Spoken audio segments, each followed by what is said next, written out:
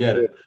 Okay. Well, we'll have some folks joining us, I'm sure, as we proceed. It's a beautiful day, so who knows who's having trouble getting in from the outside. Welcome to the May meeting of the Community Advisory Panel for Knoxville Utilities Board. Our first item will be the discussion of the minutes, and you've all been sent the minutes from our April meeting. Does anybody have any corrections or changes that we need to make? That being the case, let's go ahead toward the meeting. I want to thank Elba Marsh for sharing the great news about Vivian Shipe and Felicia Outsey. Vivian received the John Duncan Award for Advocacy from the CAC Office on Aging. And Felicia's good work with dance in the East Knoxville community was highlighted in a News Sentinel article. Also want to congratulate Amy Midas, who was just appointed to the Knox County Planning Commission. So congratulations, Amy. That's a good position, and congratulations to all three of you. And thanks for the good work. Over the past few months, the panels have the opportunity to learn about KUB's utility systems and the budget that supports the systems. Today, the presentations will be focused on a request made during our first meeting, which was to learn more about the storm response process. So this meeting is basically in response to that request, and we want you to continue to be thinking about other topics like that, and we'll address that a little later. During last month's meeting, you heard about how KUB invests in its electric system to provide customers with reliable service. It's not possible to prevent all outages, of course, especially those caused by severe weather and when trees damage the system. Today, you'll hear from KUB staff about how KUB prepares and responds to outages and how KUB communicates with customers during these times. At this time, I'll turn it over to Gabe Bolus to introduce our presenters. Thank you, Bill. I appreciate that. And I do have the luxury of introducing some folks that'll be talking to you all tonight about our storm response. I know you'll be impressed with their knowledge. First of all, the gate will be. Go ahead. Go ahead. Yeah. I'm sorry. I didn't want to interrupt. I'm very eager to hear about the storm response. But I wanted to ask if it would be possible. I know, Bill, I think you had a conversation with Dr. Shipe, and I did too.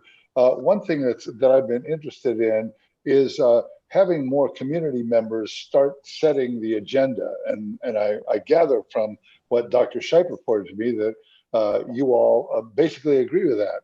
And I was wondering if there would be an occasion, perhaps even during this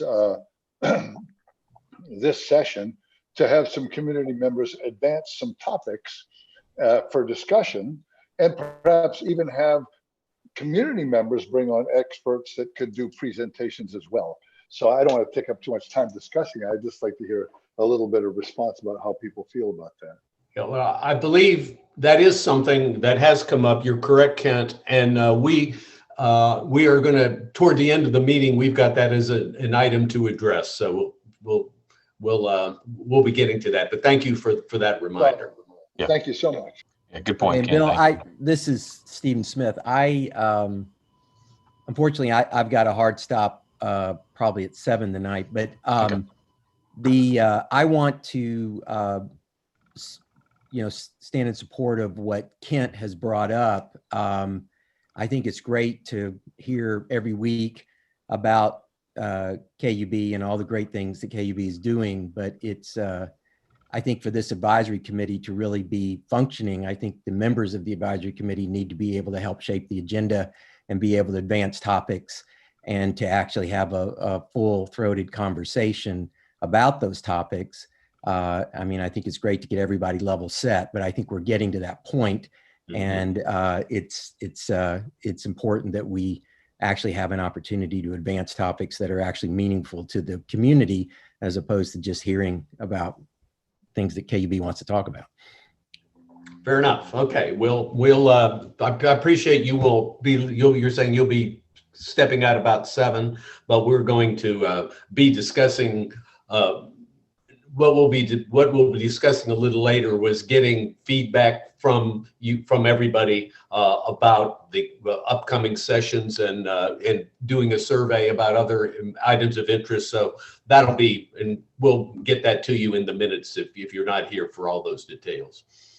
But I appreciate that very much.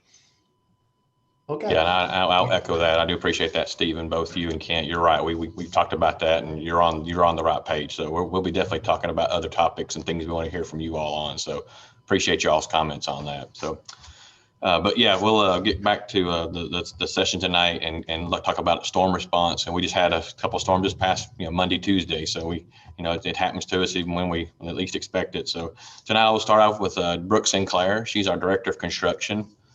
She's been here 18 years at KUB, began our environmental side of the business, but really helped us create what we call our incident command structure. You'll hear about ICS throughout the night. And so she helped us create that in 2007, and we've really since used it a lot since those days. After she's finished with a short presentation, John Gresham, our Vice President of Operations, will be talking to you all about some things. He's been here 31 years, worked primarily in engineering and operations his entire career. He's done about every role that we can think of when it comes to storm response. He oversees a lot of that with us, and we're talking about some of those roles. After him is a fellow named Steve Profit. Steve has got a unique background. He came up from our properties division, became an apprentice, then a lineman, a foreman. Actually, we put some of those wires and pipe. Put some of that wire back up when it breaks. And so he has a really good experience in that. Now he's manager of the construction department. And so he has a lot of experience firsthand dealing with these storms. And then finally, Stephanie Midget, who works in our communications department. She's the one that gets all the words out, gets all the things out about what we're doing, where we're at, what's coming up next, and really handles all that outward facing things that we talk to our customers about. So with that being said, I'll turn it over to Brooke to get that started. Thank you, Brooke. Thank you, Mr. Bolus. Let me just share my screen. Okay, great. All right, well, good afternoon, Community Advisory Panel. This presentation is going to be a little different. We do have 4 speakers. Again, I'm Brooke, and I'm going to kick this off. John, Steve, and then Stephanie are going to come in for their slides. So I'm going to advance those forward so this goes a little quicker for you all. I'm going to monitor the chat as well, and I'll direct questions to individual speakers. I have a good idea of what they're going to talk about, so if we're not going to answer it in the presentation, I'll absolutely get that to the right person. So feel free to drop something in the chat, even if it's just I have a question. We have some natural breaks, and so we'll definitely use those as opportunities to stop as well. But don't feel like you can't raise your hand, and we'll try to monitor that too. So with that, as a utility, emergency response is part of our everyday work life. Every outage, dig-in, water leak, or any customer call that results in KUB rolling a truck results in what we call an event. And that event is handled in most cases by a single resource. But about 20% of the time, the event requires 1 or more crews. So just to give you some numbers for magnitude for all 4 utilities. Last calendar year, we had about 64,000 events. 54,000 of those events included things like, hey, we got a call to go disconnect an electric service because there was a fire at a structure. A customer calling in to say my power's off and I really just don't know why.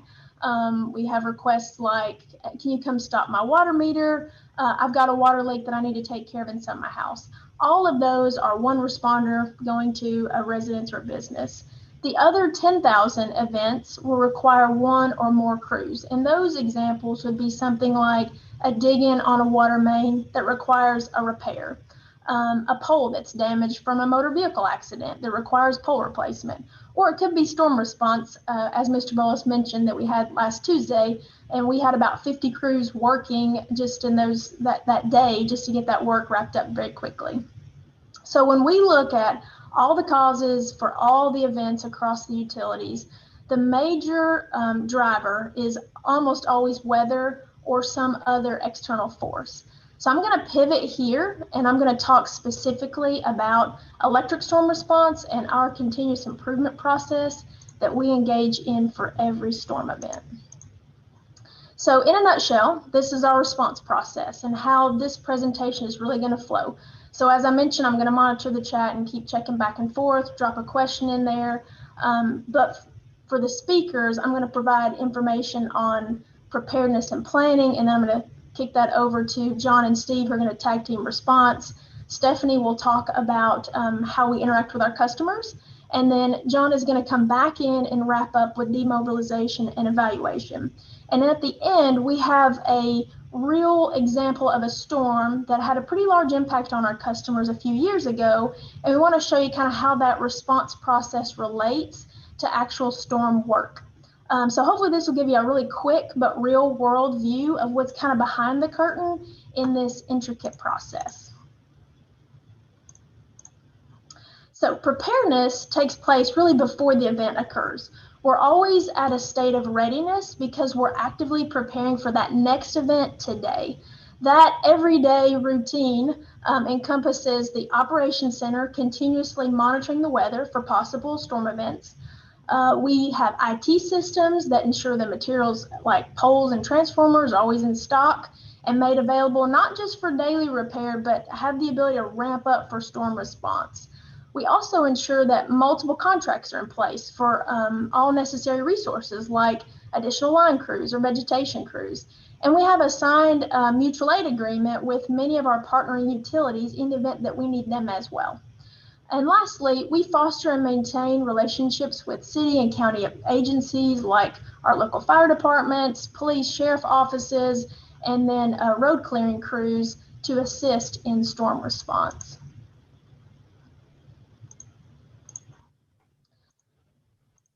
So you're going to hear us talk a lot about the Incident Command System, or ICS, when we talk about storm response. This is not something that KUB came up with. It's actually a national best practice that we've adopted and continue to refine for our use. So ICS provides a predictable chain of command. So you know what your role is and you know who you report to, which is really important when you're talking about the numbers of resources that we'll have in for a large storm event. And in fact, so many people are working for us outside of their normal roles that it helps us in those aspects as well. So we use emergency levels, and they start at 5, and that's considered normal operation where we do minor emergency response, but mostly planned work. And we have plans for up to emergency level 1, which would be a catastrophic situation like a major earthquake. The emergency level is determined based primarily upon the numbers of customers affected and the extent of the damage. So at each level, 5, 4, 3, 2, 1, there's a standard set of resources and actions that we're going to immediately deploy so that we don't lose any time at the onset of a storm response. ICS allows us to expand or contract our resources based upon the selected emergency level. So as we move from 5 to 4, 4 is what we would call heightened awareness. Employees are still doing their daily duties. It's really just a heads up to signify that they likely will be needed and should be ready to respond accordingly. When we move to level 3, we're in that first emergency level where normal activities stop or slow down to focus on the storm event.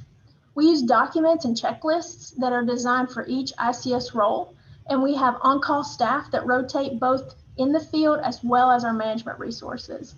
We also manage every operational period, which are usually 12-hour periods, 6A to 6P and 6P to 6A, by focusing our efforts on 3 to 5 SMART objectives.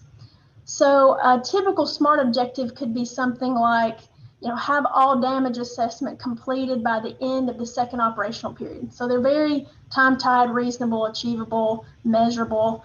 Another one could be have all transmission lines repaired and energized by 10 p.m. So these SMART objectives give KUB accountability for directing resources to the highest priorities. So ICS allows us to react very quickly in a standard approach so that our resources are not delayed. And we practice this with training and exercises on a regular basis. Because we know that preparedness ensures an efficient response, we have implemented and maintained 3 important programs based upon the data that we've seen from all the other outage causes. The first is our vegetation management program. It's important because for electric, over half of the emergency related events are caused by tree damage to an electric line. The second is our predictive and preventative maintenance programs. So just like your car, electric equipment needs maintenance like battery changes and oil changes, just on a much larger scale. And the third is our Century 2 program, which ensures that our poles and wires, that as they're degrading, we're replacing those proactively in a planned fashion. Everyday preparedness leads to planning for an actual or probable storm event. So daily, we're monitoring the weather. And as we see a storm develop or move across the state, many times coming across the plateau, we move into emergency level 4 for heightened awareness. And this spawns several actions, including storm planning meetings. All the ICS roles participate, including the incident commander and their command and general staff. In these meetings, we'll discuss resources, materials, equipment readiness, deployment strategies, possible magnitude of the specific weather event, and even possible impact to the customers. We're planning, and then we're contingency planning. Lastly, we're communicating internally to our staff and contractors for the work that's about to come. So while the incident command structure is planning and mobilizing additional resources, KUB staff and field crews are reacting by performing material and equipment checks. They'll also return everything in the system that's abnormal to normal.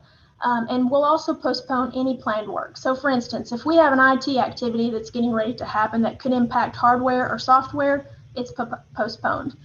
We also may have a section of de-energized line out in the system as a part of just planned maintenance.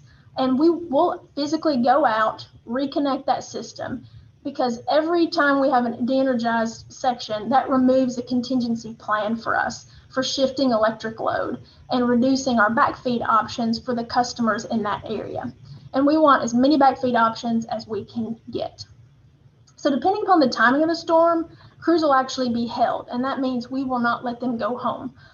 Or if the onset of the storm comes after hours, they'll be sent a notice of when to return. So for my last slide, I just want to show you the structure. This is what an incident command structure looks like. I've taken the names off, but typically all these boxes are filled with folks. And in general, on a storm of a good size, a 2 to 3 day storm, we're going to have probably 300 to 400 people that are working in this structure. And it starts with incident commander. We also have a public information officer, safety officer, liaison officer.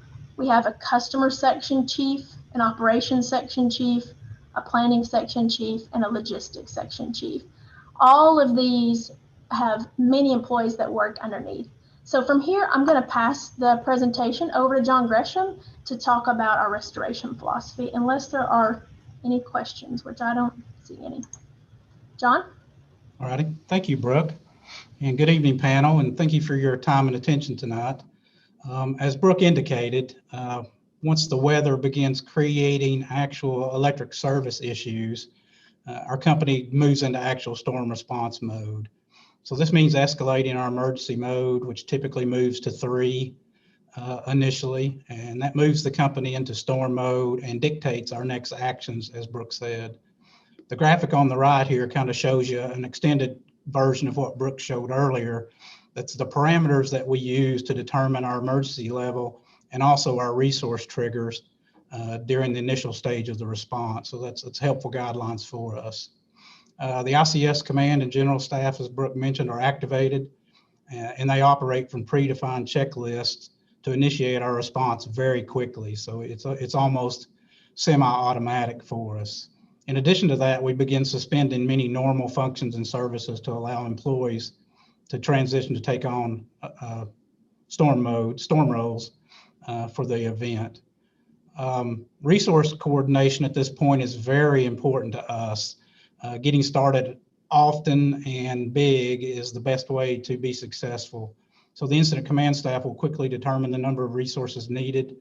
We'll call our KUB internal resources and our day-to-day contractors and get them notified and ready to come into work. And then if necessary, we also make calls out to for additional contract resources and mutual aid with other utilities. This also triggers a more or less all hands on deck approach internally here with the organization. The ICS group will set a 12-hour operational period, as Brooke mentioned. Typically, those are 6 a.m. to 6 p.m. to allow for efficient event management for us. In addition to that, our field resources are transitioned to 12 and 16-hour shifts, depending on their roles. And that effectively optimizes daylight hours for us, which are much safer and much more productive for us to get an event handled. But at that point, we continue to work around the clock until the event is resolved. As you've heard in previous meetings, KUB's electric system covers almost 700 square miles, and that's 5,400 miles of electric lines, 63 substations, 200,000 plus poles, 211,000 plus customers. So when bad weather does strike, our system can experience hundreds of outage events in a very short period. That damage can be extensive, causing thousands of customer outage notifications and hundreds of actual outage events that require action. So a customer outage is a single power outage, and that's as reported by the customer, typically either through their automated meter or through a phone call. That is improved now because of the smart meters. We're not dependent on the customer to call us. So an outage event is damage somewhere along the electric lines that impacts multiple customers. So an example of that is a tree falls across our power lines, interrupts power to a subdivision. In this instance, KUB would receive an outage notification from every meter in that subdivision. But the actual outage that we have to respond to is a single event where the tree fell. And those are the locations we're trying to find and get our crews to in order to make repairs and restore services. So in order to make sense of these hundreds of events, we have a defined restoration philosophy that allows us to systematically prioritize outage events.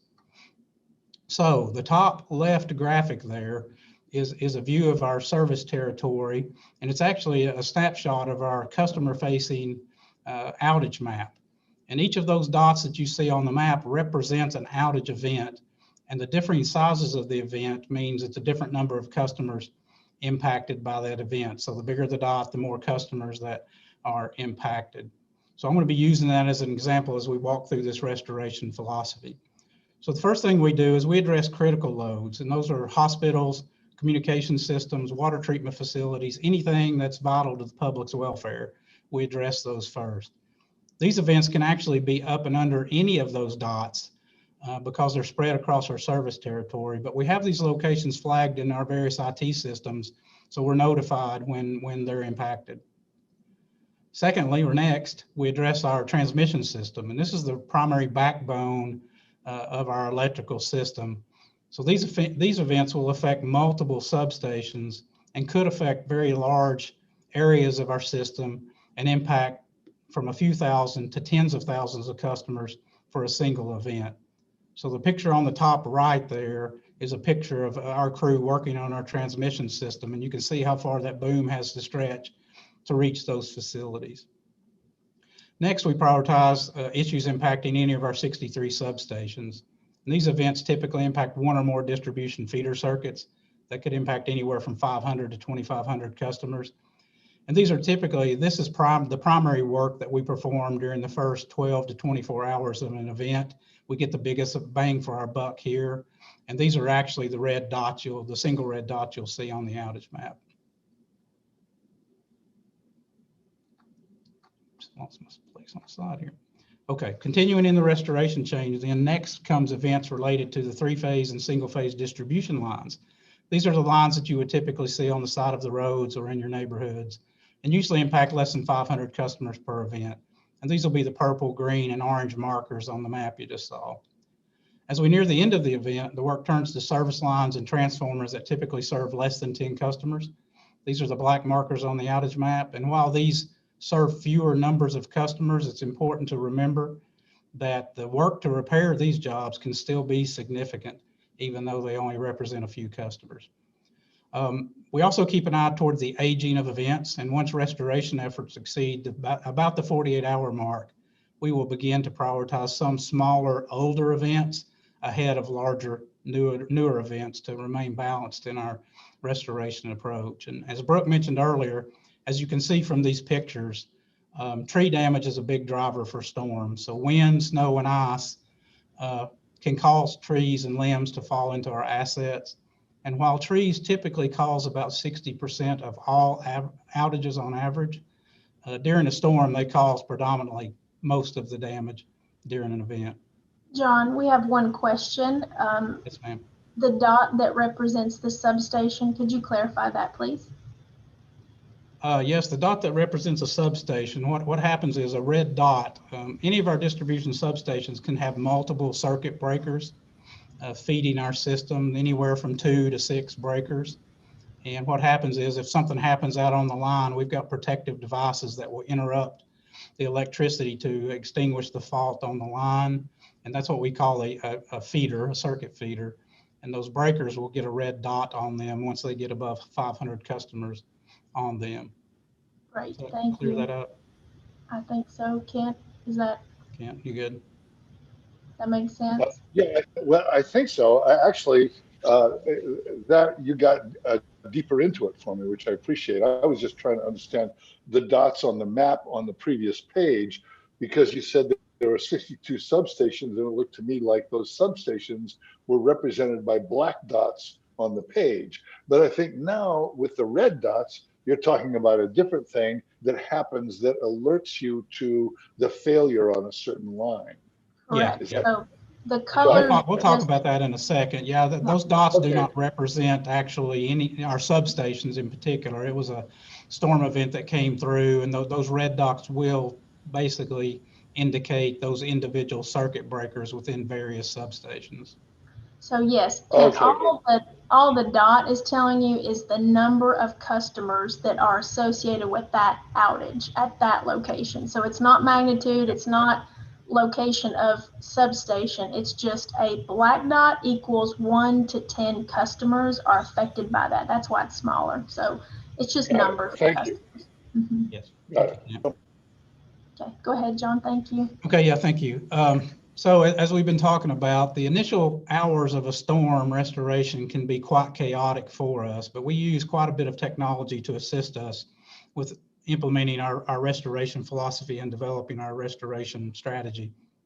So as we talked about, our advanced meters notify us when a customer's power has been interrupted and or restored for that matter, without requiring a customer to call us. In addition, Kent, we have remote control and monitoring capabilities within our substations. So we know when that protective device operates and interrupts customers. In addition to that, we have automated switching devices out on our distribution system that also feed into our systems to let us know when sections are being restored or interrupted. So all of that information feeds into an advanced distribution management system, ADMS, that processes all the incoming data, compares that to the electric system configuration, and then generates a prediction of the outage location. So in other words, the system utilizes the connectivity of the electric system and the outage information to roll up the thousands of outage calls to the probable hundreds of locations of the outage events. So it really helps us optimize seeing what we've got in front of us and helps us optimize getting our crews to the right locations quicker and more effectively. So the pictures on the right kind of show screens from our ADMS. The top view is the tabular view of the processed outage data, and the bottom view shows the corresponding map of the electric system. So Kent, you can kind of see the schematic view of those lines coming out of a substation there in the middle. So the system operator can sort this information in various ways and see the location on the map automatically. On the map view, an operator can also see crew locations, utility assets with status flags, and a clear indication of which portion of the system are de-energized. So a clear picture of what's going on. So once the outage events are created, operations personnel can view, analyze, sort, and prioritize the information in many, many ways to support our restoration philosophy and make most efficient use of our resources. And once those are processed and they've selected an event, each line on that screen on the top is an outage event. The operator can drag and drop that to a field crew. The field crew receives that order in their truck on their computer and a mobile application we call field work. And at that point, the field resource has all of the same information that the operator has, and they're ready to go to work. So in addition to ADMS, we also utilize a number of reports to analyze outage data in our response, including the outage map that you saw earlier that graphically represents the geographical view of the outage. So we know what neighborhoods and communities and areas have been hit the hardest. And then we also use restoration progress reports that you see at the bottom of that chart there that will show us the open events, the closed events, our restoration pace, and things that are helpful to get us going there. Okay, next slide, Brooke.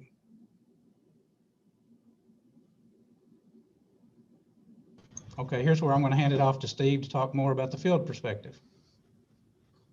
Thank you, John. I appreciate it. Good evening, panel, and thank you for the opportunity to talk about our emergency response. The first 20 years of my career here at KUB were spent as a lineman in the field, and I've had the opportunity to work numerous outage events. Over the nearly 3 decades that I've been involved in power restoration, I've seen KUB make significant continuous improvements in planning and execution of our storm response. A summer storm that would have taken us 5 days to complete 10 years ago, we're now able to finish up in many cases in 3. So I am a big believer in the process that we have here.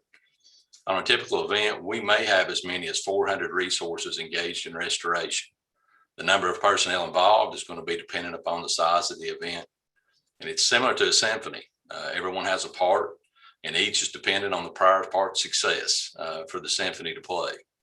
Ms. Sinclair and Mr. Gresham discussed our preparation and planning for outage events. In the following slides, I hope to talk a little bit about the field resources, their roles in restoration, and some of the factors that go into duration. So, slide we've got up talks about some of those folks out in the field and the work that they're doing. We'll discuss moving forward here. KUB has troubleshooters on shift, 24 hours a day, 7 days a week, year round. They are our first responders in electric. They're typically first to respond to an outage event.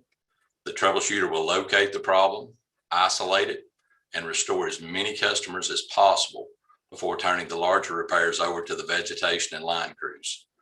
Troublemen will provide electronic documentation of resources and material needed if they're unable to facilitate those repairs. Next, we've got the damage assessors.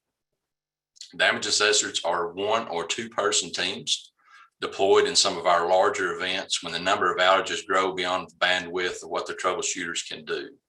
These roles are filled by employees from various KUB departments, and all assessors are required to attend specialized training yearly to ensure their safety while in the field.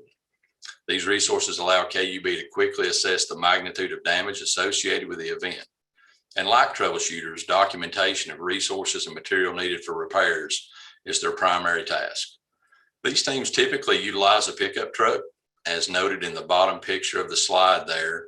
And they will not facilitate restoration. They're not electrically qualified to do that, but their assistance in the early stages of an event are critical to us gaining the data needed to predict duration of event, as well as the number of crew resources needed. Next, we've got the site safety attendants. These are typically single resources, and they're used to safeguard downed wire or other situations that may pose a threat to the public, and are typically deployed to complement the damage assessors. As the assessors go through and they're going through the work, they're assessing the damage. Oftentimes they'll run across wire, pole, other infrastructure that may be on the ground. And in order to make sure that scene's safe, that site attendant, an assessor will call for a site attendant, which will stay with that scene until an electrically qualified person can arrive and mitigate the hazard. These roles too are filled by employees from various departments throughout KUB, and they are required to attend a similar annual training. These site safety attendants also utilize pickup trucks and do not perform restoration tasks. Next, we'll talk about the vegetation crews just a bit. These are resources that are utilized to clear KUB facilities of tree and or vegetation issues. And as mentioned by Mr. Gresham, 60% of the time we need these folks to help us get the power restored. They're going to be scheduled prior to the line crew's arrival. That's done to expedite the line repair. So once the line crew shows up, the intentions are that's what they're doing, is making that line repair. The vegetation's cleared, the path is made for the line crews, and they'll come in and take charge and make the repair. Often, like the line crews, the task assigned to the veg crews vary in complexity and duration. Next is traffic control. These resources are utilized to protect both the crews and the public, in relation to the work zone. KUB does make every effort to allow traffic to continue to pass safely around and through our work zones. Unfortunately, sometimes we just can't do that. We do have to shut down small sections of road, depending on how narrow it is, to get the trucks set up or what facilities we might have in the road. But we are always striving to allow the public to get through. Last will be the line crews. They're responsible for the majority of all infrastructure repairs, such as broken poles, failed transformers, and conductors torn down in a storm. These crews will arrive on site with numerous trucks and other equipment and typically signify that final repairs are underway. As mentioned earlier, in larger events, KUB will reach out to additional off-system contract crews as well as neighboring utilities for assistance. During the snow event we had back in December, we actually did have crews in from Alabama, North Carolina, Kentucky, and West Tennessee to assist with that restoration. Steve, let me pause you for just a second, please. We have a question. John Gresham, if you can step in for a second. So the question is, what can the residents do to help crews locate the source of the outage quicker? That there has been an observation of a lot of time spent driving our neighborhood to locate bad transformers. So I'll kind of start and then let John jump in here. So we know where all of the equipment like transformers are. That's in our GIS system. So we can find those pretty quickly. Many times it's trees on a line, a long segment of line that we're driving that out to try to figure out where that exact outage is. John, you want to? Yeah. Thank you, Brooke. And that's a great question.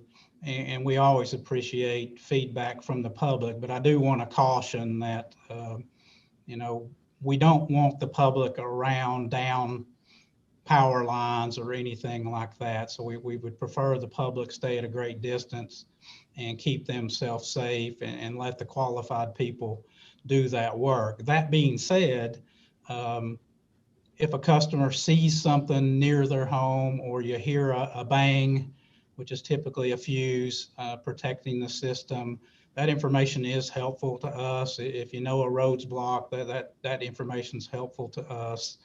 And that can be reported either through our call center or through our website. And you all correct me here if I'm wrong, but maybe even our new mobile app, we may be able to get some information like that. But that information is appreciated. But again, safety first. And we really don't want to encourage the public to be out driving around or worse, walking around looking for trouble for us. Our folks will find that pretty quickly. True. And Stephanie is going to touch on that a little more. Stephanie, just make sure you include that in your section. It'll come up in just a couple of minutes. And I have a hand raised from TP Dixon. Yes, thank you, Brooke. Question about your equipment. You mentioned that you have assistance or you go provide assistance to other states, counties, etc. I guess I'm thinking about interoperability of the equipment. You ever run into problems with that where radios don't work because of another system? IT platforms that you use may not work with another system. How do you handle those situations? Sure. Well, what typically happens is we only respond within the state of Tennessee. That's kind of how our mutual aid agreements work. We will accept others, and we have agreements in place for that. We have what we call a bird dog. That's a knowledgeable person of our system that has a laptop, has a radio, has everything they need, and they will manage and talk for that crew. So we may take an engineer and make them a bird dog. So because it's difficult as a utility to come into another location and not know where things are. So having that resource has been the best way to do that. So when we accept out of system crews, whether it's contractor or mutual aid partner utilities, we'll provide that bird dog, and then they will do the same thing for us. It helps us from a safety perspective as well too. Good. Okay. Thank you. Sure. All right. Steve, you want to pick up here? Yes, ma'am. So obviously the folks in the field are the ones that are most customer facing, and everyone kind of sees the progress and the work of the crews as they're out there assessing and repairing. But above and beyond that, the field crews that are out there are many other KUB employees involved in ensuring that those field crews are successful in these repairs. Even in the smallest events, nearly every department at KUB plays a role in restoration. There are instances where folks in maybe accounting or human resources or meters at various other departments, they'll deliver meals, snacks, they'll get water to the crews just to allow the crews to continue on with the repairs and the restoration. It truly is a team effort. So we've talked a lot about electric. Obviously, we've got 3 other utilities, and one of those utilities that often has some challenges inside of these events. When we get these thunderstorms, they bring an abundance of rain. The pictures in the slide you can see there is a sewer lift station located on Chapman Highway, and you can see the amount of rain and how that could hamper, how that could put that station at risk. We have the same effect on our wastewater treatment plants located on the system. The abundance of water often brings us to the same need for extra resources in those particular departments. So unfortunately, we're not just worried about the electric outages. There's other utilities that we're striving, working hard for to make sure that the customer services are uninterrupted. So next, to talk just a little bit about the key factors in the storm. Sizing up the storm, the damage types, location, the safety, all are concerns, all are key factors. Every storm's different, but there are some key factors in determining how long restoration will take. You know, we're looking at what type of event caused the power outages. Was it rain, snow, wind, ice? Did we have a lot of lightning like we did Monday? Was it a combination? The extent of the damage from thunderstorms typically is realized pretty quickly. You know, they come onto the system and they pass quickly, whereas a snow or ice event could cause outages over several days instead of hours, as we've seen in December. Some events are widespread. The map shown earlier, most of that outage was kind of concentrated south and west on our system. But there are events where we've got damage to parts of all 7 of the different counties or parts of the counties that we serve, whereas others may be isolated in that previous map. Maybe it's South Knoxville that's mainly been affected, or Fountain City, the Powell area, et cetera. All these factors can impact duration of the event. Please keep in mind that from our Middlebrook shop, where we show up to drive to the edges of our system, north and south, it's about 45 minutes. And that's without 5 o'clock traffic or without the hazards of ice and snow that present those challenges driving. Challenges they're not just isolated to driving though. Many of our facilities are located in what we refer to as backlot right-of-ways or backyards, or they're not on the road. In other words, accessibility might be an issue there. Poles that cannot be accessed by trucks must be climbed to make the repairs. Any repair associated with a backlot right-of-way typically at least doubles the amount of time needed to complete that. And that's for each resource that's responding. You know, there's a significant difference in a troubleshooter or a damage assessor that may assess trouble driving down the road versus they've got to park their truck and they've got to walk that line out because they don't have visibility of it from the road. Other factors to consider include what type of equipments are damaged. That's a huge benefit the damage assessors offers. Are we seeing a lot of broken poles? Is it mainly just wire down?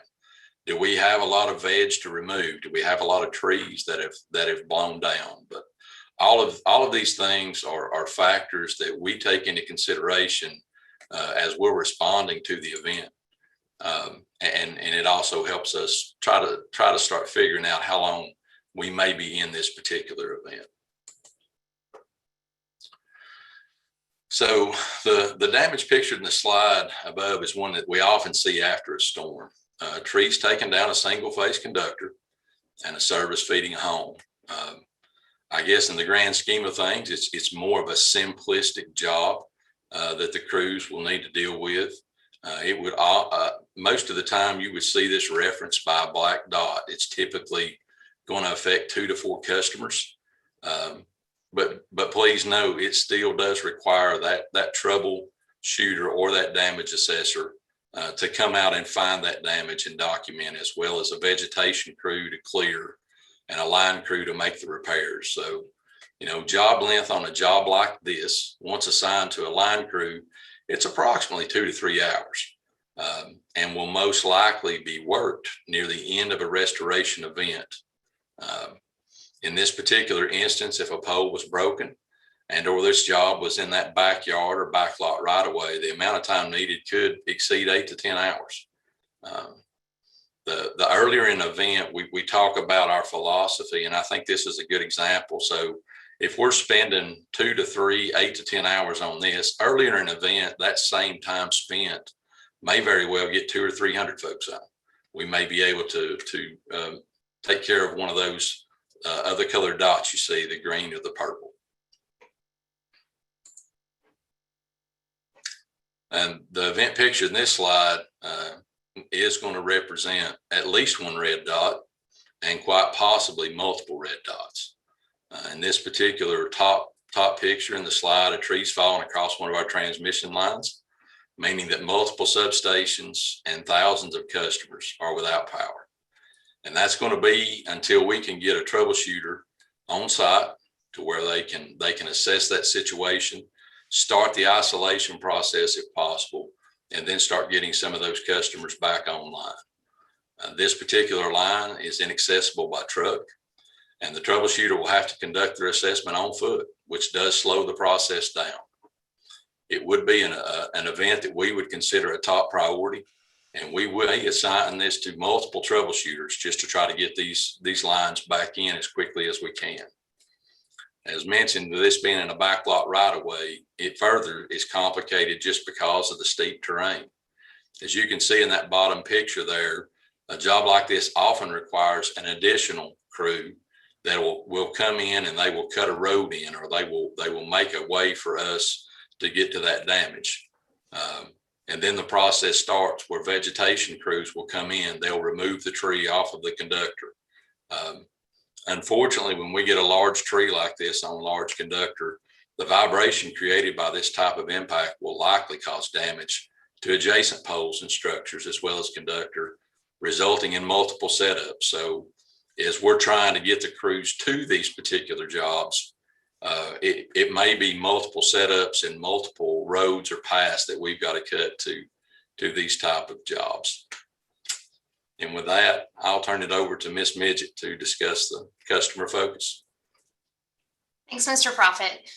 So shifting gears and thinking about what a customer is thinking in an event like this, there are a few main things. If your power is out, customers want to know that we know that their power is out.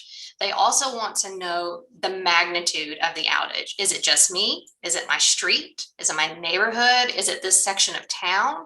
And most importantly, they want to know when the power is going to be back on. They also want it through a channel that meets their needs. So one of the most commonly used channels we have to communicate that information to our customers is that outage map. It's usually everyone's first stop when checking on a power outage because it gives them that information right there.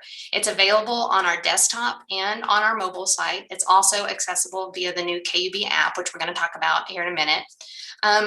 Customers can go there, they can see the dots. Sometimes, if it's available, they can even see an estimated restoration time. As Steve and John explained, we don't always have that restoration time, especially at the beginning of a large storm event, because we have to get somebody out there to look at it, see what the damage is, to really have an idea of when an accurate restoration time is for that individual customer. And in a large storm event where there's lots of dots, that could be hundreds of events that we have to have that individual information on in order to have an up-to-date restoration time for that customer. And we understand that customers aren't necessarily familiar with the process that's happening behind the scenes. They don't know all of these things that are being discussed right now. So we are doing more to educate customers on that. We've recently added some detailed information about the outage restoration process on our website. It's clickable right there from that estimated restoration time window. When you click on a dot on the outage map, you can read it. There's a video that explains that process, and we're proactively pushing that information out during a storm event so that customers understand that we are working on it and we will have them information as soon as we absolutely can. So the outage map is just one of our channels of communications here at KUB. There are multiple channels. Social media is probably our largest channel. I come from the news background, and it used to be back in the old school news cycle, everyone waited for a news release and you waited for the 5, 6, or 10 o'clock news. That's when you got your information. You didn't get anything in between that. That's all changed, especially due to social media. That's where we're seeing the biggest amount of traffic these days, especially during storm events. Now, this chart here actually shows our social media impressions. So how many faces, how many eyes saw our information between December 1st and January 30th of 2021. So that big spike there in the middle is the Christmas storm. You can really see how our social media traffic picked up, because not only are people checking out that outage map, they're following us on social media to get the latest information, to see those photos of crews in the field, and to learn what's going on. We also do still rely on our local media partners. Not everyone has social media, not everyone's adept at social media, and that may not be their first place where they're going to turn for information. So we still rely on our local media and our community partners to share this information with the community to make sure that as many people are getting the information as possible. And here's a real great example from the Christmas storm where we tweeted out this tweet on December 27th. Now, it only got 5 retweets for KUB specifically, but 2 of those retweets, one was Kirsty Crawford with WATE. She has 607 followers. The city of Knoxville has over 25,000 followers. So our community partners and our local media partners are very important in taking the information that our community needs to know and acting as a megaphone, sharing it with even more people than who originally saw it. And that's why we really rely on partnerships. And we encourage all of you, if you're not already following KUB on social media, please do, because you can be part of that relationship as well. So we've talked about a couple of channels. We've recently added a new channel, which is KUB's mobile app. If you haven't already downloaded it, I encourage you to do so. It's super convenient. It not only allows customers to take care of things dealing with their KUB account, paying bills, but you can also report an outage. And here's a great example of how seamless and easy it is to report an outage. We know, as John mentioned, when customers' power goes out, because we have the advanced meters, but customers still want a way to report their outage, and we can use that information as well. There was a question asked earlier about how can we help? This is how you can help, how everyone can help. That third panel there, it shows where you can give details. You can provide additional information about what you're seeing related to your outage, a tree on the line. You can actually freeform type some information. I heard a loud pop, or I see, this happening on this street. We all see that goes into our system, and that's additional information our crews can use before the truck ever rolls to go out there. And the app isn't the only way that you can do that. That same process is also available if you call KUB through our main number and use our voice system. It also has the same prompts there. So we know your power's out, but if you have additional useful information, that's how the community can be a really great partner in making sure that we are prepared and getting your power back on as quickly as absolutely possible. So that kind of wraps up the pitch about the app. I do encourage you to download it because we are going to be adding new features. Coming later this year, there will be push notifications related to billing as well as power outages. So go ahead and spread the word. We want more people to download our app and be aware that we have one. So that wraps up my part of the presentation. I can take some questions, or we can kick it back to John. We have a hand raised. Tiki, did you have a question? Yes, I'm trying to turn my brain off, but forgive me. This is good. This is the military side of me kicking in now. When Steve mentioned several scenarios where you may have a large event, how do you handle decision making on those types of sites? Who makes the decisions, make the calls to try to make sure that they stay focused and all those assets are being used the correct way? John, do you want to start that, and I can kind of fill in? Yeah, that's great. That's a great question. It's really a good example. Monday morning, for instance, we had an issue on our transmission system, and we had about 24,000 customers out very briefly. We got that responded to very quickly, but we have an operations center, a system operations center that's staffed 24/7, 365. They've got access to all these IT systems, and they are charged with monitoring, what's going on. So if an event occurs, outside of a storm, they grab it. They are the decision makers. They are the ones that prioritize what's going on, and they begin to communicate that information out to key stakeholders in the organization. Inside of a storm event like we're talking about today, it will fall into that incident command structure again, and it will fall to, either the planning chief recognizes there's something really large going on, or the operational folks will pick up on it, and there'll be conversations there, and that work will be prioritized accordingly from that point. But like Steve said, if it's part of our transmission system and it's got multiple substations out, that typically bubbles quickly to the top. That's something everybody gets involved with very quickly. Yeah, Thank you. Yeah, we'll follow that restoration strategy. And one of the news releases, as we release things for the news, we even show that strategy. Stephanie does a great job of, saying this is complete. So all substations are complete. All breakers are back in complete. Where we kind of are with that strategy, as we just kind of work down through the process. So good. And I don't see any other questions. I've got one more, and I'm gonna leave you alone. Yeah. Okay, you went through your whole process, and I guess, where do you incorporate lessons learned to go back and update your procedures, your operations? Where is that process so you can incorporate and stay up to date? Let me let John answer that, not on this slide, but the next slide. And if you have any more follow-up, we'll do it there if that's okay. Okay. We're going to talk about that. That is a big part of what we do.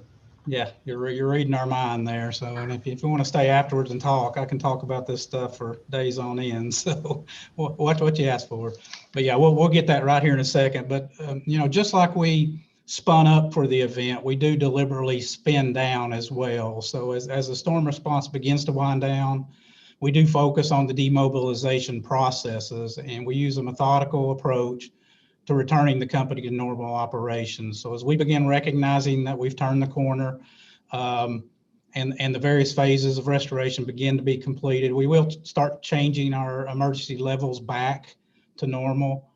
We also begin releasing resources back to their normal tasks or send them home to get rest.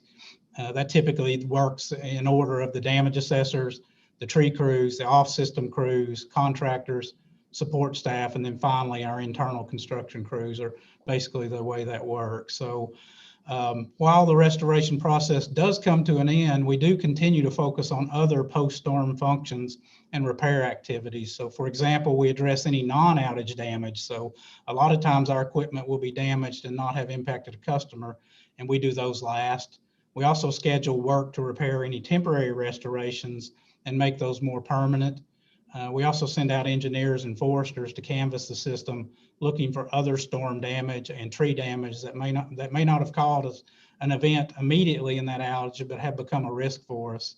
And as those are identified, we will schedule those up and do that work in the days to weeks and weeks following the event. Back to that question proper that you asked, sorry. KUB is a learning organization, and we do utilize storm events to continue to get better. So therefore, after every event, we debrief, we seek opportunities to get better for the next event. We utilize a process that we call corrective and preventative action program to track improvement initiatives and assign those initiatives out. The chart you see there on the right is a very small part of the ideas that came out of the Christmas storms. There were actually 75 different ideas that were spawned from that particular event. We've agreed to probably do about a third of those. Some are small, some are medium, and some are large, but we do this. So that was a great question. Actually, you know, a number of very effective ideas have come out of this process over the years. In fact, our damage assessment program we were talking about was born from a Kappa event when we recognized we had limited troubleshooting resources and we needed to move quicker. So we built a program to train other employees to do that. And we have many more folks that can get out in the field and quickly assess damage for us. Our incident command process has changed significantly. Even during the Christmas event, we've altered the ICS structure that you just saw. We've added a dedicated customer section, and we moved the damage assessment functions from the operations section to the planning section to make that more aligned with our the development process for the actual restoration plan, and hopefully start focusing on improving some of our restoration estimates. And then lastly, we've learned to maximize our resources, as Brooke was talking about and Steve was talking about, that are really limited resources. We try to get as much work off of them as possible to allow them to do their job. So us delivering food, water, supplies, and materials to allow them to continue working was all born from Kappa events. So this has been very productive for us. Does that answer your question? Yes, outstanding. It just brings up the last question. Okay. How's your safety record? Our safety record is pretty good. We typically assign a safety officer during the event. We do safety briefings when our folks are entering the field. We send safety briefings and messages throughout the field, throughout the event. If more inclement weather comes and there's weather warnings, we'll talk to our folks about sheltering in place or finding coverage. But we've done a pretty good job, and Brooke's much closer to safety than I am, so she may want to throw a comment or two in here. Yeah, we start every event, every shift starts with a job safety briefing where everybody gathers around. Every new location, they're doing a briefing. I've even seen people like Steve Profit send text messages and now Teams messages out to the crews with information, or just, you know, remember to do this, remember that. We're a very, very proactive safety organization. So.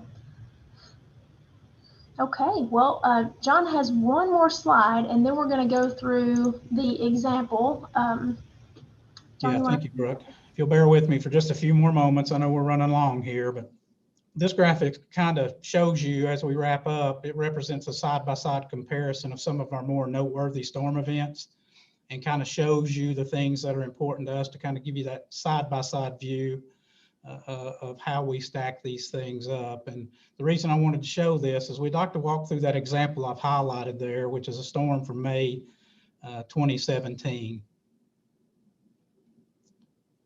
So to do this, and I'll try to move quickly here, to reiterate the concepts we presented today and try to show you how that works in real time, we'll walk through this storm. And this storm, as I said, was from May 2017, which just happened to be a Memorial Day weekend. So these things always happen at the worst of times for us.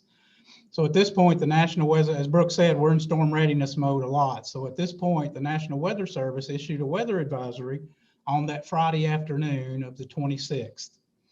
As you can see in that graphic there, Knoxville and our service territory was in the slight risk category, much like we were most of this week.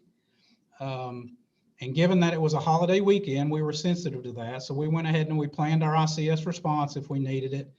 We talked about our staffing accordingly, and we shared the weather forecast with our employees and gave them a heads up that it might be a busy weekend.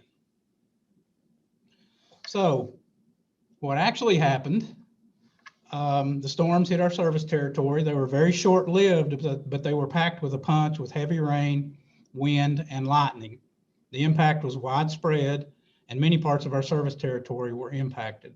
The storm began at about 10:30 p.m. Saturday night.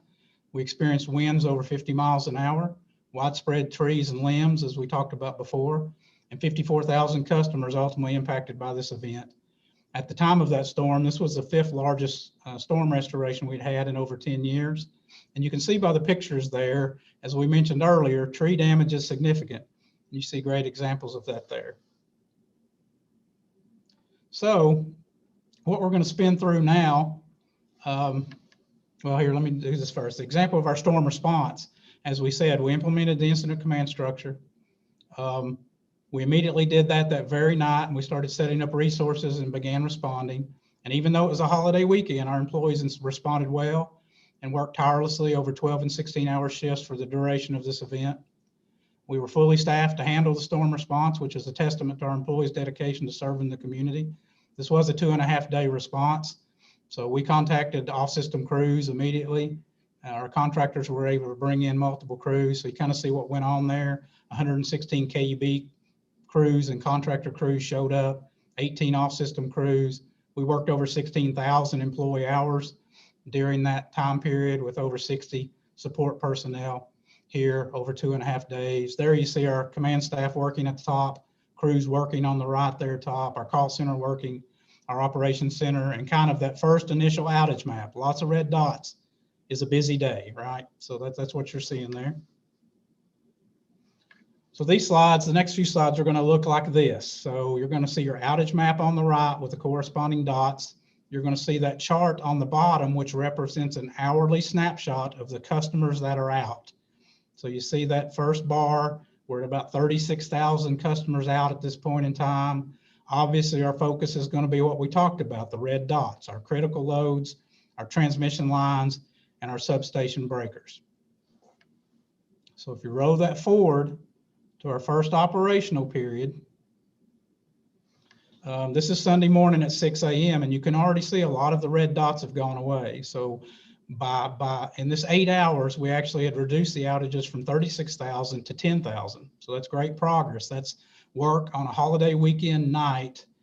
We got 26,000 customers back in 8 hours. We do have some new red dots that came in over time. So we're going to have to extend our focus on the red dots into the next shift. And we begin to focus also on the purple dots. So a little bit of overlap there. Spin forward to the next one. So this moves to Sunday evening at 6 p.m.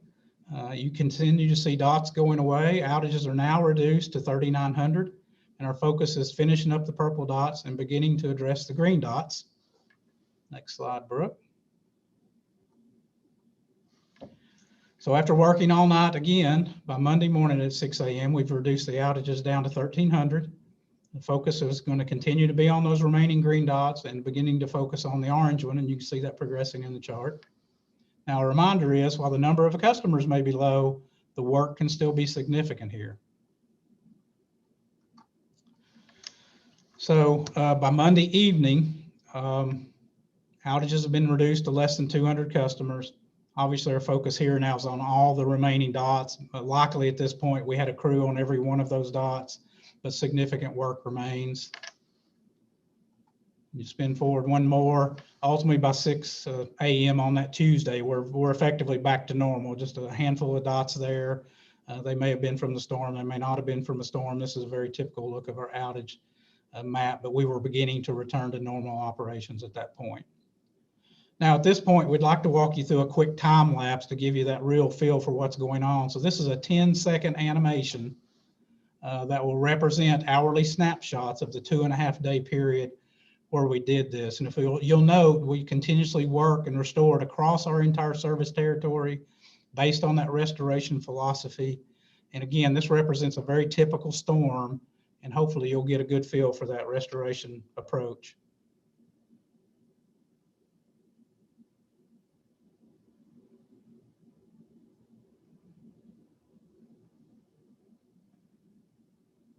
So that's pretty neat. No real gaps there. You see how we were consistently across our system working on the things we needed to work on. So in closing, we're aware that the impacts of storms can be frustrating to our customers, but we do get great feedback from them, recognizing our employees. And I would be very remiss today to not point out that this work could not be done without our hardworking, dedicated employees who sacrifice time away from work and time away from their families to serve our community. And they do a great job for us. They do it with a smile on their face, and we're very appreciative to have the staff that we have. So effectively, this concludes our presentation, and we'd be happy to answer any additional questions.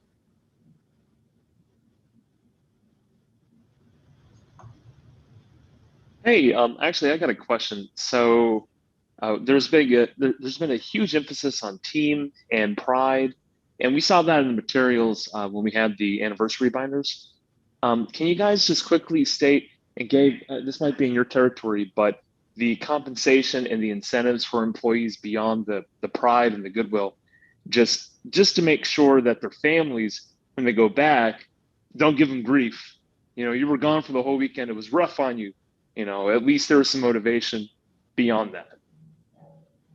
And I'm sure there is, but if you could speak on it. Yeah, and my camera's having an issue, so I will answer that question without you seeing me, and I apologize. I can't get to work all of a sudden, but I'll answer that question. So first of all, you know, it's easy to say this, but when you sign up for this kind of job, you kind of know that going into it. But with that being said, though, there is work-life balance. You know, you got to have some rest, you got to have some time off, and when we do compensate our folks with overtime, you know, depending on the event, when they get called in, they do get paid accordingly, and we are very careful to make sure they get reimbursed for the time they're away. We also emphasize that once this event's done, take some time off, you know, get away from the place, get some rest. I know, Steve, you can speak to this a lot. You know, you can wear out your crews pretty quickly, and you got to make sure you get ready for the next event that you don't know is coming. And so, you know, we have that culture here, we have that philosophy here. And so, you know, I'm proud to say I don't get any complaints about that. I usually have to force guys to go home is the problem I have, and so they don't overdo it. But with that being said, we always make sure we take care of our folks and take care of the customers along with that. And so, like I said, it's how our culture has been created. I inherited that. I wouldn't say, you know, I just keep it going. But you know, Steve, if you want to speak to that a little bit, you lived it for more than I have actually in the field. Yes, our folks are selfless. I think that's the best way to describe all of the resources that are involved in this. They do take a great pride in serving their community. And I would say from every vantage point that I've served, KUB is more than gracious to us. The event that we had back in December, you know, they went above and beyond, and they got us some T-shirts. And the guys, the gals, they love T-shirts, right? And they love hats, and that's kind of the things that take them over the top. There's been other events where they bought us biscuits after the event. You know, Gabe, John, others will come down and just meet with the guys and thank them, and it just goes a long way. We're so blessed to have so many dedicated folks, and they don't want to be in the limelight. They do not. They just want to serve the customer, get the lights back on, and then go back to normal. So got a great group, but KUB does an excellent job of appreciating our folks and the sacrifices that they make. If I may, just a quick little add on to that.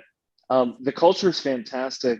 Would be great to see maybe it's some literature going forward sometime throughout the year. Maybe this is in the budget at some point or in the annual board meeting. And I admit I haven't seen that meeting, the recorded version of it. Is there an analysis on the pay? What's the breakdown between part-time, full-time employees? You know, are the part-time employees, do they have a second job? You know, how stressful is their life at home? And so it would be great to get those numbers to back the culture up, because that will ensure your sustainability. So that was just my last comment on that. Appreciate that, HQ. I will say just anecdotally, most every employee at KB is a full-time employee. We have over 1,000 employees that are full-time. Our part-time are traditionally just students from UTE or Pellissippi. So they're not going to be involved in an event like this directly. But most of our folks are full-time that get involved. We do have a handful probably of part-time folks that choose to want to do that actually for lots of reasons. But that's anecdotal. And we do look at salary surveys. We do make sure our folks are being competitive in pay, just like a lot of industries you all are involved in. You've got to make sure you're not falling behind or staying with the market. So, and we do that along the way too. So every year we're kind of looking at that market out there. So, but I appreciate that question. It's a good point. Yeah, Gabe, awesome. I think another great indicator too is, and correct me if I'm wrong here, but our average tenure is like 14 or 15 years. Yeah, that's correct. Folks get here and they stay a long time. That's amazing. Wow. Yeah. It's actually gone down. It used to be like 17 years not too long ago. So that's just due to a lot of retirements and things that just happen with the aging population, with the boomers retiring. So it's a good thing. Kent, did you have a question? Yeah, I do. Thank you. Just along the same lines of making sure the workers are probably taken care of, I want to go back to the maybe a little less colorful planning activities that started out this presentation. Are representatives of the relevant unions involved in the planning process and in the safety planning? Most definitely. I can answer that. We have the IBEW as our union. Every lineman, just about every lineman, I think, is a member of that.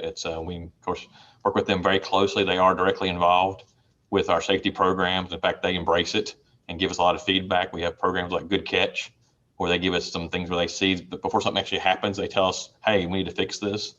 And as far as planning, they help us build some of the tools we've got. I mean, some of this planning stuff that we showed you on the screens was because their feedback saying, it's the way I like to see it. This is the way I want to have it presented to me.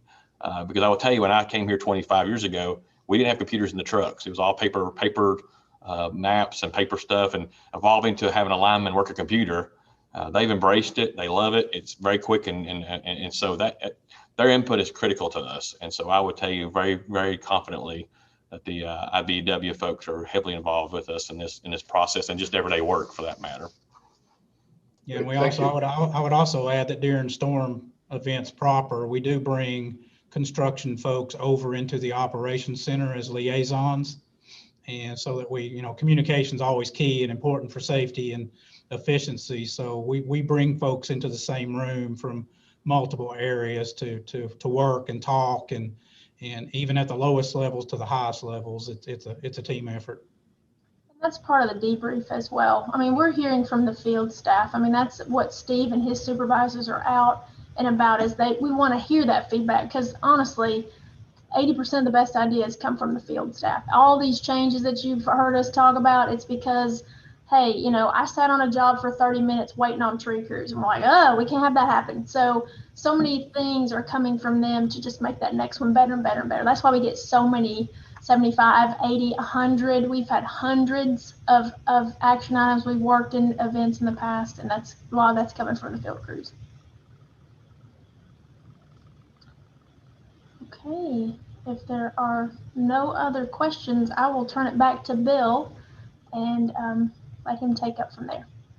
Thank you, Brooke, and thanks to everybody for the great presentations and for the really good questions as well. We're going to have some announcements in a minute, but I do know that everybody here is very interested in broadband and what's happened there. So I'm going to hand it right back over to Gabe to update the panel on the progress with broadband. Thanks, Bill. As you all remember, back in February, we had a long discussion about the broadband plan and what we were doing. And so we've done a lot of work in the last 3 months in that area. I want to give you an update on that. Our goal is to provide broadband service to our entire service area. So, all 7 counties we serve and everybody in between was our plan. Since that meeting, we have submitted our plans to the state comptroller and to TVA. Those are the 2 groups that have to review our plans for us to proceed to the next step. We have met with them a couple of times. They've asked questions like they should, and we've answered those questions, and we should be hearing something back in the next week from both those groups. We expect favorable results based on the questions I received. We will see, but that's my feeling. And we are definitely moving forward with the next steps of the plan. So what we're going to do is, one of the major steps we have to do next is have a community input meeting. That's required by state law. It's something we want to make sure it's meant for our board and the customers to have a conversation about that, to make sure that's what our customers want us to do. And so we have set that date tentatively for May 26th. That's a Wednesday, May 26th at 6 p.m. We're going to have it at the Grand Events Center which is basically next door to the Expo Center on Clinton Highway at 6 p.m. And so what you'll be getting from us here shortly is an invitation to that meeting. We'd love to have you all there as part of obviously with your role, but also as your customers of ours, and we want to hear from you about whether we should get in this endeavor or not. So Elba will be sending out emails here shortly with details, but that's something that's our next step in that process on the broadband, and I'll be glad to take any questions you may have about that. So thanks. Okay, thank you. Thanks, Gabe. So as you've heard, you're all invited to attend this public input meeting, and I think that's a critical meeting, and urge everybody, if you can, to be there. Since that broadband meeting is taking place at the end of May, we're not going to have the June meeting, so not to double up meetings on you. Also, our original day is Memorial Day week, and that's the start of vacation, so we thought you'd appreciate not having a meeting imposing upon your calendar. As you may recall, I shared with you early, we'd be moving to meeting every other month following the June meeting. So our next meeting will be on August 5th. This works out well because the board does not meet in July. So we got a little bit of a summer hiatus there. We're planning for this meeting to be in person at the Fleming Operations Center. The state, as you know, I'm sure has discontinued its option for virtual public meetings. I know I've been vaccinated for a couple of months and it's readily available. And that being said, we're still going to practice all social distancing and safety precautions for an indoor meeting, COVID protocols to make sure everybody is safe and feels safe. So we'll be getting more information about that in-person meeting closer to the August 5th meeting date. As we discussed earlier, in preparation for the upcoming sessions, we'd like to get your feedback on what you're interested in, on topics of interest. I know that came up from Vivian, it came up from Kent, and Stephen mentioned, and I think you folks are obviously on target. I think this has worked well because we've got all a real good solid base of information about what KUB does and about some major how the budget works, about we brought in broadband as something that came to the agenda that we wanted y'all to be the first to hear about. So what we're going to be doing, and I believe that Elba is going to be sending this out tonight, is or very soon, is sending you a survey to get input on next steps. We also want to know if any of you would like a tour of the KUB facility, so you'll see that in the survey as well. So what we're doing is segueing really in two ways. Our meetings will change to in-person, and I'm a believer, though the Zoom has been fine, that there's going to be much benefit to being there in all three dimensions and being able to discuss and ask questions, and I think we'll be getting more and more conversation mode, and that will facilitate that better. Will be discussions. We'll be shifting toward a more panel-driven approach as well, and that's also a segue. So our plan is to complete the input, share the results at the August meeting, and then serve as a starting point to learn about what areas of interest the panel wants to take up, prioritize these topics, and provide an opportunity for discussion. So that I think it's well, as and y'all obviously feel the same way. We're at the point that we need to shift our focus in that direction. So does anybody have any questions there? No, we'll be not seeing each other for a while, but they're hopefully I'm very enthusiastic about the broadband session.